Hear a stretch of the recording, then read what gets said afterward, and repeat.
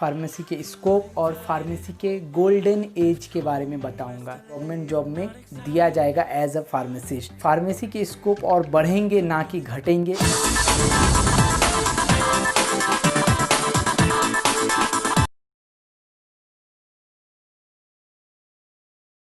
Hello everyone, आप सबका मेरे चैनल सिविलियन वर्सेस डीआरएक्स में स्वागत है। तो मैं आज आप सबको बताने वाला हूँ फार्मेसी क्या है, फार्मेसी के स्कोप और फार्मेसी के गोल्डन एज के बारे में बताऊँगा। तो वीडियो शुरू करने से पहले जान लेते हैं फार्मेसी क्या है। फार्मेसी के बारे में जनरली अगर कहा जाए तो लोग समझते हैं कि ये मेडिकल स्टोर या फिर मेडिकल शॉप में काम करने वाला आदमी।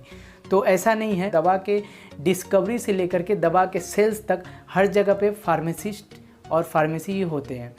तो फार्मेसी क्या है? फार्मेसी मेडिकल साइंस का एक ब्रांच है जिसमें हम लोग दवा के बनने से लेकर के दवा के खाने के बाद तक के बारे में हम लोग स्टडीज़ करते हैं। दवा खाने के बाद क्या एडवर्स इफ़ेक्ट होगा, दवा के कितना जल्दी वर्क करेगा, दवा जो है खाने के बाद क्या क्या हम लोग को प्रॉब्लम आएगा, क्या सिचुएशन आएगा, क्या क्या हम लोग को रिकवरीज होंगे, क्या नहीं होंगे।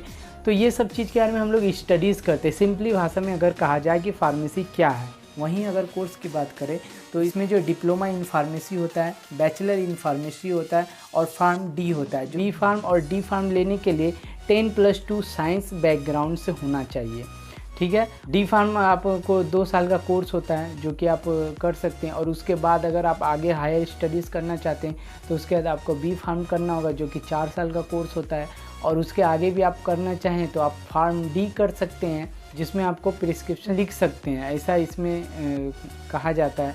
तो आपको पता चल जाएगा अगर आप ये ब्रांच को लेते हैं आगे क्या है। अगर स्कोप की अगर हम बात करते हैं तो फार्मेसी में स्कोप बहुत सारे, जैसे कि आप देख सकते हैं एक दवा जो डिस्कवर करता है वो कौन होता है? वो फार्मासिस्ट ही होते हैं जो कि पीएचडी होल्डर और बड़े बड़े डिग्री होल्डर होते हैं जो कि रिसर्चर बनते हैं और जा करके वो दवा के इन्वेंशन या फिर दवा को डिस्कवरी करते हैं।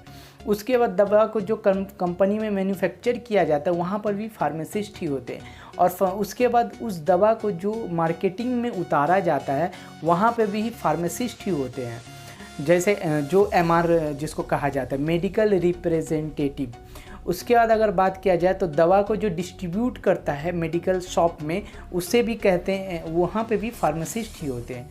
और दवा को जो मेडिकल स्टोर में जो दवा सेल्स करते हैं वहाँ पर भी फार्मासिस्ट ही होते हैं। भले आपको वो डिप्लोमा इन फार्मेसी हो या फिर बैचलर इन फार्मेसी हो।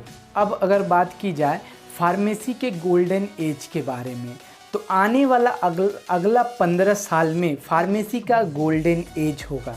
जी हाँ, आपने सही सुना।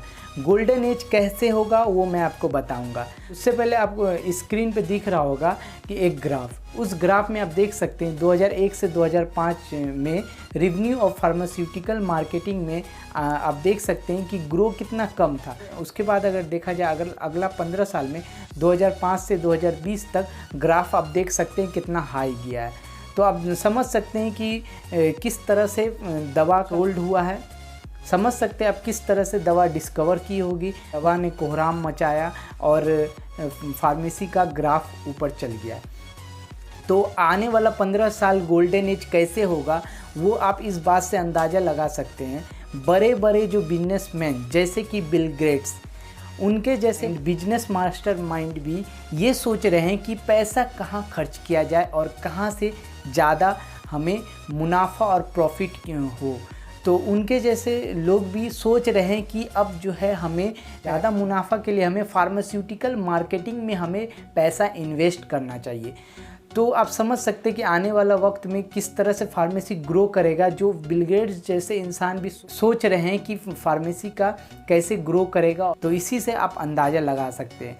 आपको एक और एग्जांपल दे सकता हूँ। आप देख सकते हैं कि जहाँ हर एक मार्केटिंग और हर एक दुकानें ठप पड़ रही है कोरोना वायरस की वजह से, वहीं आप देख सकते हैं कि ड्रग के इन्वेंशन से लेकर के ड्रग के सेल्स तक वो बंद नहीं हुए, वो ग्रो ही कर रहा है, वो चल ही रहा है। जहाँ पे हर एक मार्केटिंग क्या हो गया, ठप पड़ गया। इसके अलावा अब हम सब जानते हैं कि बहुत से ऐसे बीमारी है जिसका दवा अभी तक नहीं निकला है।